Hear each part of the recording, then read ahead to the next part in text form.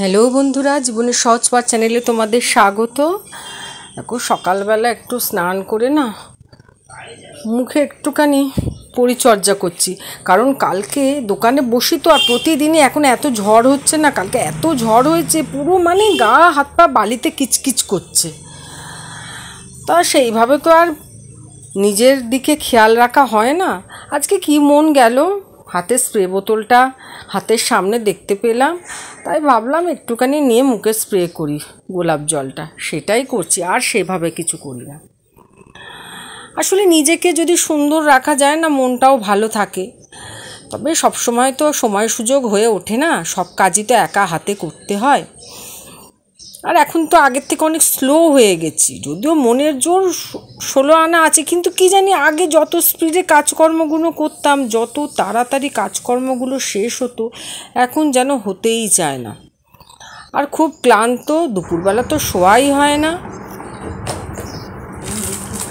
চা নিয়ে বসে পড়েছি। এই চায়ের সময়টা খুব ভালো সময়, হাজব্যান্ড চা করে একদম রেডি করে সামনে দিয়ে দেয়।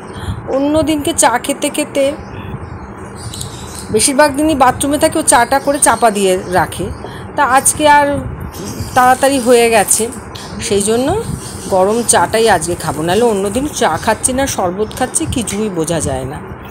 আর আজকে তো বৃহস্পতিবার, আজকে একটু তাড়াহুড়োও আছে।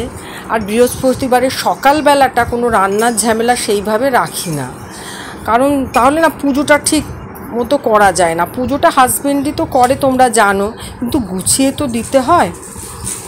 তা চাটা খাচ্ছি, আর আজকে জিরা বিস্কুট দিয়ে চা খাচ্ছি, আজকে আর মেরি দিয়ে খাচ্ছি না। এই জিরা বিস্কুটটা আমার খুব ভালো লাগে,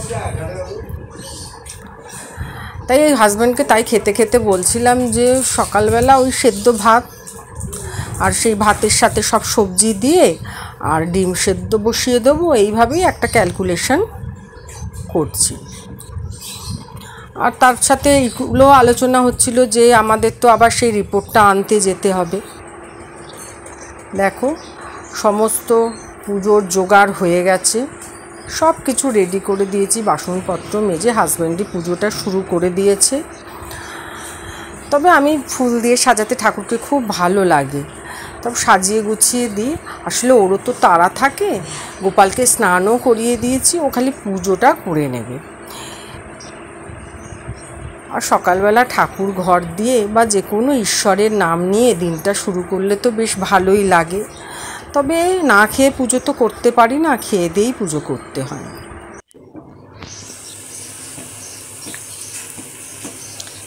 আর এদিকে ডিম সেদ্ধ বসিয়ে দিয়েছি, তার সাথে এই যে গোবিন্দভোগ চালের ভাত সব সবজি দিয়ে বসিয়ে দিয়েছি। তো এইটা গরম গরম দিয়ে দেবো, আর বাটার দেখো বার করে রেখেছি, এই দিয়ে খেয়ে চলে যাবে, খাওয়ার কোনো ঝামেলা নেই। আর এদিকে তো চিন্তা আছে যে আগামীকাল ডাক্তার দেখাতে হবে, সেই কাগজপত্র রেডি করে রাখতে হবে। সেই যাওয়ার সময় আর অত সকালে যাই, তখন যদি কাগজপত্র রেডি করি সম্ভব নয়। এরপর তো কাজকর্ম করতে করতে অনেক বেলা হয়ে যায়, তারপর দোকানে চলে যাব, হয়তো মাথা থেকে আউটই হয়ে যাবে। তাই সেই কাগজপত্রগুলোই রেডি করে নিচ্ছি, কারণ যে রিপোর্টটা আছে সেই রিপোর্টের কাগজ, সিডি ক্যাসেট, আরও আনুষঙ্গিক আধার কার্ড, এই সবগুলো জোগাড় করে নিতে হয় হসপিটালে যাওয়ার সময়, সেগুলোই জোগাড় করে নিচ্ছি। আর ওইদিকে রান্নাও বসানো আছে, এই গুছিয়ে গাছিয়ে তারপরে আবার রান্নার দিকে যাব। তাই ভাবলেশীনভাবে জীবন কাটানো যায় না, যতই বলি চিন্তা করব না, চিন্তা মাথায় সবসময়ই থাকে। আর চিন্তা মুক্ত মানুষ তো দেখা যায় না, সেটা হওয়াও সম্ভব নয়। সুস্থ মানুষের চিন্তা থাকবে না তা তো কখনো হয় না। তবে সেই চিন্তা যেন আমাকে বিব্রত না করে, সেই চিন্তা যাতে আমার মন যেন ভেঙে না যায়, তো সেরকম চিন্তা ভাবনাকে দূরে রাখারই চেষ্টা করি। তবে রোগ ভোগের মধ্যে সেই চিন্তাগুলো তো চলেই আসে। আর এদিকে আবার রান্নাঘরে চলে এসেছি, এই কিছু উচ্ছে ছিল, সেই উচ্ছেগুলো ভেজে নিয়েছি। ওরা তো খেয়ে দিয়ে অনেকক্ষণ বেরিয়ে গেছে, ছেলে আর বাবা। আমি আর বাবা দুজন খাবো, সেই মতোই উচ্ছেগুলো ভেজেছি, কারণ উচ্ছে তো রাত্রিবেলা খাবে না। আর তার সাথে সাথে মাছ বাকি আছে, হ্যাঁ, সেগুলো ডালটা করে নেবো। সব আজকে বেলাতেই হচ্ছে। আর অন্যদিনকে সকালের দিকে কিছু রান্না হয়ে যায়, কিন্তু আজকে আর সেগুলো করার দরকার হয়নি বলে সব বেলা করেই রান্নাগুলো করছি। আর কিছুটা লাউ কাটা ছিল, সেই লাউ দিয়ে মুসুরির ডালই করছি। তাই রান্নাঘরে গরমকালে থাকাটা খুব মুশকিল হয়ে দাঁড়ায়। বিভৎস গরম বাবা। যাই হোক, মাছ ভাজা বসিয়ে দিয়ে এলাম, দেখতেই পেলে উচ্ছে ভাজা, ডাল ভাজা বলছি, ডাল সব হয়ে গেছে। কিন্তু আর এক চিন্তা, কালকে যেতে হবে। তো ওই ভাবছি কালকে একটু সকাল সকাল বেরোবো, কারণ ইএনটিটা দেখাতে হবে আমাকে, তারপরে ওখান থেকে রিপোর্ট নিতে হবে। তো সকাল সকাল না বেরোলে না হবে না।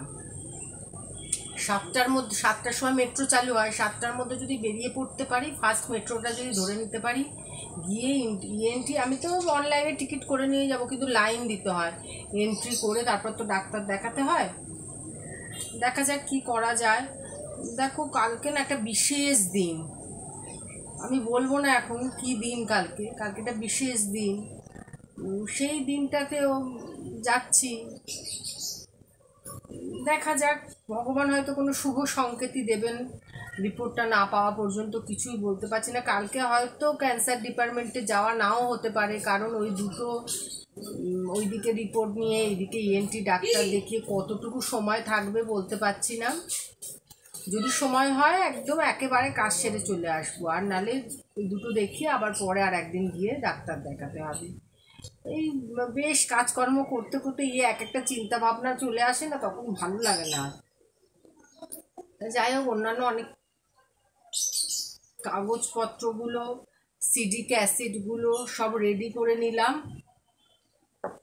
যদি খুঁজতে না হয়। তারপর দেখা যাক কি হয়। সব কিছু এর মধ্যেই আছে। আর এই ব্যাগটা হারিয়ে যাওয়ার একটা গল্প আছে। একবার মেট্রোতে আমার হাজব্যান্ড এই ব্যাগ হারিয়ে দিয়েছিল। পুরো মানে জেরক্স, অরিজিনাল যত কিছু, ডাক্তার দেখানোর যা কাগজপত্র মেট্রোতে রেখে দিয়ে চলে এসেছিল।